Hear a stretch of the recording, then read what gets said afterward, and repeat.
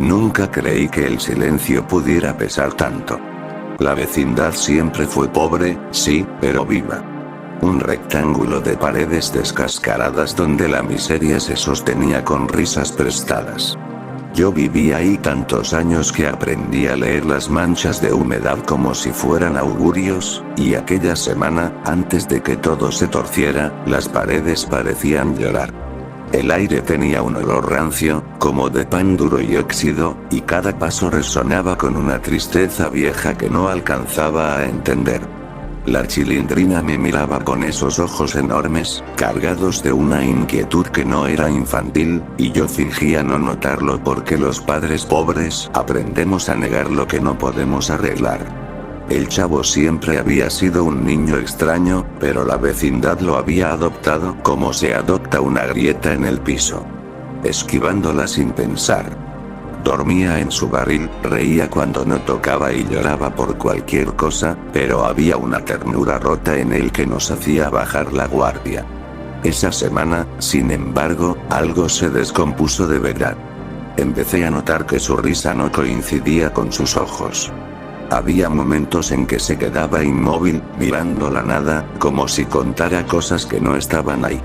El patio se volvía más frío cuando él estaba cerca, y no era imaginación mía. La humedad parecía crecer alrededor de su barril, como si la tristeza se filtrara desde adentro. Doña Florinda pasaba con su rigidez habitual, aferrada a la dignidad como si fuera un salvavidas. Kiko, inflado de caprichos, corría sin notar que el eco de sus pasos sonaba hueco, demasiado hueco. Doña Clotilde observaba desde su puerta con una paciencia inquietante, y su mirada se posaba en el chavo más tiempo del necesario. Yo sentía un nudo en el estómago cada vez que la veía, no por superstición, sino porque había algo en el ambiente que pedía distancia, como un animal herido que aún puede morder. El profesor Girafales apareció una tarde, alto y desentonado entre los muros bajos, y su presencia trajo un orden que duró poco. La vecindad no quería orden. Quería seguir fingiendo que nada se rompía.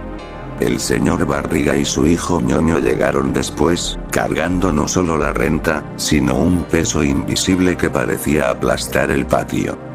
Yo siempre había sabido esquivar deudas, pero esa vez sentí que el problema no estaba en el dinero. El chavo los miró con una intensidad que me heló la sangre, como si en ellos viera algo que los demás no. Las noches se volvieron interminables. Desde mi cuarto escuchaba pasos suaves alrededor del barril, un roce constante, como uñas contra madera. Me decía que eran ratas, que en una vecindad vieja siempre hay ratas, pero en el fondo sabía que me estaba mintiendo. La Chilindrina dormía mal, se despertaba llorando sin recordar sueños, y yo me quedaba sentado en la cama, mirando la puerta, esperando algo que no sabía nombrar. El patio, de noche, parecía un pozo. La luna apenas tocaba el suelo y las sombras se alargaban hasta deformar las paredes. Empecé a observar al chavo con más atención, no por crueldad, sino por miedo. Su ropa siempre sucia parecía más gris que de costumbre, como si el color se le estuviera yendo junto con la cordura. A veces se llevaba las manos a la cabeza y se mecía, murmurando cosas que no alcanzaba a oír, y otras se reía solo, una risa seca, sin alegría. No había juegos, no había torpezas. Solo una repetición mecánica de gestos que antes eran inocentes y ahora parecían ensayos de algo peor. La vecindad reaccionó como siempre lo hacía ante el dolor. Ignorándolo. Doña Florinda se aferró a su superioridad, Kiko a sus juguetes, el profesor a su compostura, el señor Barriga a sus cuentas. Yo mismo hice lo que pude para no mirar demasiado, porque mirar implicaba aceptar. Pero el ambiente se fue cerrando, como si los muros se acercaran milímetro a milímetro, y cada respiración costaba un poco más. El barril del chavo se convirtió en el centro de todo, un agujero negro de miradas evitadas. Una tarde, el cielo se nubló sin aviso y una lluvia fina comenzó a caer. El agua arrastró la mugre del patio hacia los desagües, formando riachuelos oscuros que parecían venas abiertas. El chavo se quedó bajo la lluvia, empapado, sin moverse. No había desafío en su postura, sino abandono. Lo vi desde la puerta de mi cuarto y sentí una punzada de culpa tan fuerte que casi me dobló. Pensé en acercarme, en hacer algo, pero mis pies no respondieron. La vecindad entera parecía contener la respiración. Esa noche, el silencio fue absoluto. Ni ratas, ni pasos, ni viento.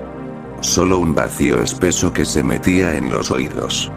Me senté en la cama, abrazando las rodillas, y comprendí que algo se había roto de manera irreversible. El chavo ya no era solo un niño solo. Era un reflejo distorsionado de nuestra indiferencia, un espejo donde se acumulaban todas las miserias que fingimos no ver. Y en ese espejo, la locura empezaba a tomar forma, lenta y segura, como una sombra que aprende a caminar. Después de aquella noche de silencio absoluto, la vecindad nunca volvió a sonar igual. Los ruidos regresaron, sí, pero deformados, como si alguien los imitara sin entenderlos. Cada paso tenía un retraso extraño, cada portazo parecía llegar desde otro lugar. Yo empecé a despertarme antes del amanecer con una presión en el pecho que no se iba ni fumando ni caminando en círculos por el patio. La Chilindrina se volvió más callada, y cuando hablaba lo hacía con una seriedad que no le pertenecía. Sus juegos se apagaron como velas al viento, y en su mirada empezó a crecer una tristeza que me rompía algo por dentro. El chavo ya no lloraba. Eso fue lo primero que me dio verdadero miedo. Antes, sus lágrimas eran torpes, exageradas, casi cómicas, pero ahora su rostro se mantenía rígido, como una máscara mal colocada. Pasaba horas dentro del barril, y cuando salía lo hacía despacio, con movimientos calculados, observando cada rincón del patio como si lo estuviera memorizando. A veces se detenía frente a las puertas cerradas, apoyaba la frente en la madera y se quedaba ahí, respirando hondo, como si escuchara voces que el resto no podía oír. Doña Clotilde comenzó a encender velas incluso de día. La cera derretida dejaba manchas blancas en el suelo, como lágrimas solidificadas. Yo no creía en brujas ni maldiciones, pero sí creía en la sugestión, y la vecindad estaba saturada de ella. El profesor Girafales seguía visitando a doña Florinda, y su presencia, en lugar de traer calma, parecía tensar más el ambiente. Su figura alta proyectaba sombras largas que se estiraban hasta el barril del chavo, y yo no podía evitar pensar que esas sombras lo alimentaban. El señor Barriga regresó con ñoño para cobrar la renta. Yo los vi entrar al patio con su rutina de siempre, pero algo en la manera en que el chavo los miró me heló la sangre. No fue enojo ni miedo, sino reconocimiento, como si confirmara una idea horrible que llevaba tiempo creciendo en su cabeza. El niño empezó a murmurar sin parar, caminando en círculos alrededor del barril, y aunque no podía distinguir palabras, el tono era urgente, obsesivo, como una oración torcida. Las noches empeoraron. Desde mi cuarto escuchaba golpes secos, siempre a la misma hora, como si alguien chocara la cabeza contra la madera del barril. No eran fuertes, pero sí constantes, y cada golpe parecía marcar un segundo que no avanzaba. Yo apretaba los dientes y me tapaba los oídos, no por cobardía, sino porque sentía que si escuchaba demasiado, algo en mí también se rompería. La Chilindrina empezó a dormir conmigo otra vez, aferrándose a mi brazo como si temiera desaparecer si me soltaba. El patio se volvió un lugar hostil. Las paredes, antes solo feas, ahora parecían inclinarse hacia adentro. La pintura descascarada formaba figuras retorcidas, y más de una vez creí ver rostros en ellas, todos mirando hacia el barril. El chavo dejó de jugar con Kiko, dejó de responder a cualquier intento de acercamiento. Caminaba con la cabeza baja, pero sus ojos se movían rápido, vigilantes, como los de un animal acorralado que aún no decide si huir o atacar. Yo intenté convencerme de que era una fase, de que la pobreza y el abandono siempre dejan marcas, pero en el fondo sabía que esto era distinto. Había una lógica interna en su comportamiento, una coherencia enferma. Empezó a recolectar cosas. Pedazos de madera, clavos oxidados, latas vacías. Las acomodaba alrededor del barril con un orden preciso, formando círculos imperfectos. Nadie se atrevía a tocarlos. El miedo se había vuelto una regla no escrita en la vecindad. Un día encontré a la Chilindrina llorando en silencio, sentada en el suelo del patio. Sus manos temblaban, y en su vestido había manchas de tierra. Me di cuenta de que había estado cerca del barril, demasiado cerca. No me dijo nada, pero no hizo falta. En sus ojos había visto algo que ningún niño debería ver. Yo sentí una rabia inútil, dirigida a mí mismo por no haber actuado antes, por haber aceptado la decadencia como si fuera parte natural de la vida. El chavo comenzó a reír de nuevo, pero ya no era risa. Era un sonido áspero, repetitivo, que surgía en los momentos menos esperados. Reía cuando llovía, cuando alguien se iba, cuando el patio quedaba vacío. Su cuerpo se sacudía, pero su rostro permanecía inexpresivo, como si la risa no le perteneciera. A veces se golpeaba el pecho con el puño cerrado, una y otra vez, como intentando sacar algo que se le había quedado atorado adentro. La vecindad entera parecía conspirar para no hacer nada. Cada adulto se encerró en su propio miedo, en su propia rutina. Yo me sentía cada vez más pequeño, más cansado. Empecé a soñar con el barril, con su interior oscuro e infinito. En esos sueños, el chavo no estaba solo. Algo más respiraba con él, algo que se alimentaba de su abandono y de nuestra indiferencia. La última señal antes del verdadero horror fue el olor. Un hedor metálico, mezclado con humedad y podredumbre, empezó a salir del barril. No era constante, pero cuando aparecía, lo llenaba todo. El aire se volvía espeso, difícil de tragar. Yo sabía que estábamos al borde de algo terrible, que la locura del chavo ya no era solo suya, sino un reflejo amplificado de todos nosotros. Y aún así, no hice nada. Me limité a observar, a resistir, a esperar que el tiempo arreglara lo que nosotros habíamos roto. No entendí, hasta que fue demasiado tarde, que la locura no espera, que crece en silencio, y que cuando finalmente se manifiesta, ya no deja espacio para la redención. El último día amaneció con un cielo bajo, aplastado, como si la vecindad estuviera enterrada viva. El aire no corría y cada respiración sabía a óxido. Yo me levanté con la certeza de que algo iba a terminar, aunque no sabía qué forma tomaría ese final. La Chilindrina no quiso salir de mi cuarto. Se quedó sentada en la cama, abrazándose las piernas, mirando la pared como si ya no esperara nada del mundo. No la obligué. Por primera vez entendí que protegerla no significaba enfrentar el horror, sino mantenerla lejos de él. El patio estaba vacío, demasiado limpio, como si alguien hubiera borrado las huellas de la vida durante la noche. Las cosas que el chavo había acumulado alrededor de su barril ya no estaban. No había maderas ni latas ni clavos, solo el barril, colocado exactamente en el centro, más recto de lo normal, como un ataúd improvisado. Sentí un escalofrío que me recorrió la espalda. La vecindad, que siempre había sido un lugar de gritos y pasos, parecía contenerse, aguardando. Doña Florinda salió con el rostro rígido, Kiko detrás de ella, extrañamente callado. El profesor Girafales llegó poco después, su figura alta más encorvada que de costumbre. Doña Clotilde observaba desde su puerta, con una expresión que no supe interpretar si era temor o resignación. El señor Barriga y Ñoño entraron al patio cargando su habitual pesadez, pero incluso ellos parecían incómodos, como si el espacio rechazara su presencia. Nadie hablaba. Nadie sabía cómo empezar. El chavo salió del barril lentamente. Su ropa estaba húmeda, pegada al cuerpo, y su piel tenía un tono ceniciento que no correspondía a un niño vivo. Caminó unos pasos y se detuvo en el centro del patio. Sus ojos no se fijaban en nadie en particular. Se movían rápido, saltando de rostro en rostro, como si buscara confirmación. Yo lo miré y sentí una punzada insoportable de culpa. No vi a un monstruo ni a un loco, vi a un niño agotado, consumido por algo que no supo nombrar.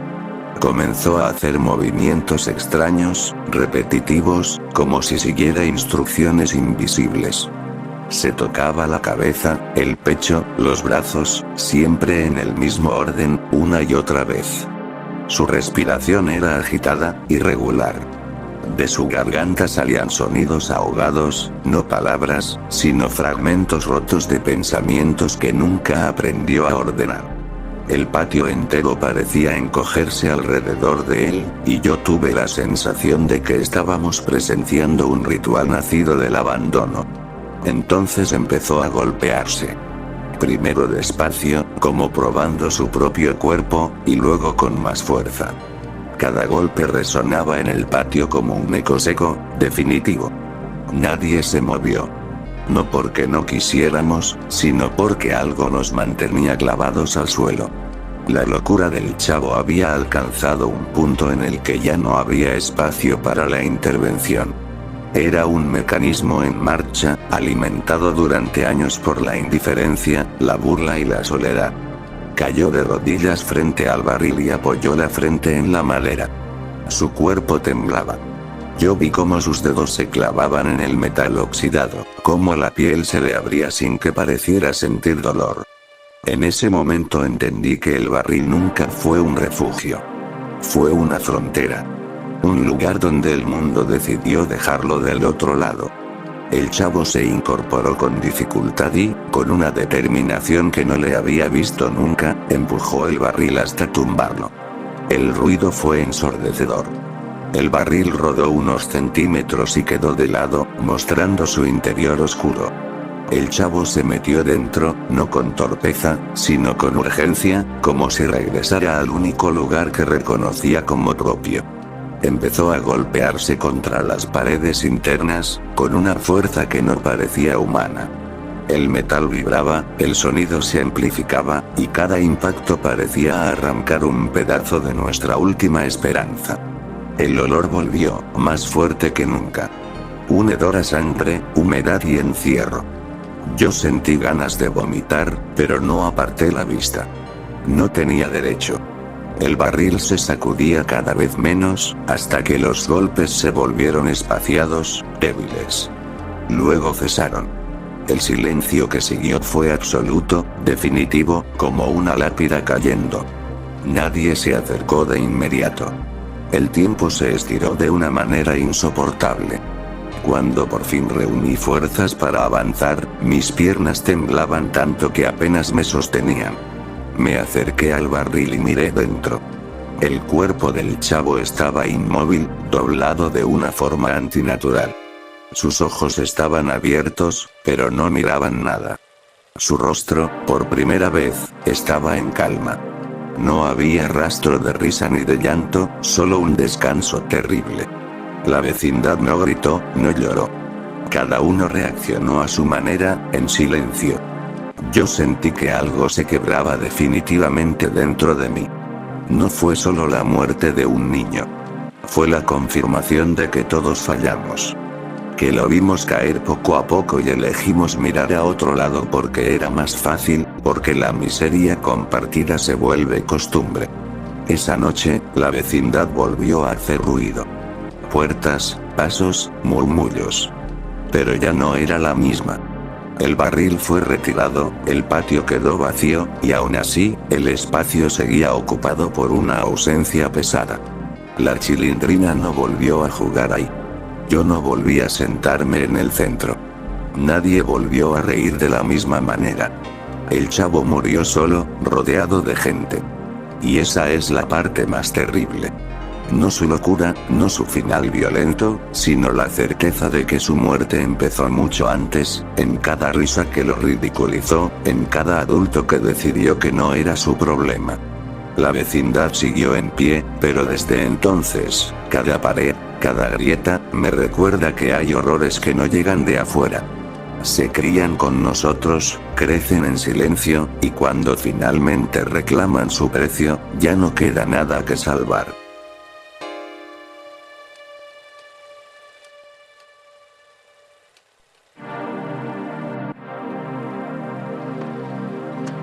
¡Toma! No te doy otra más porque presta para que te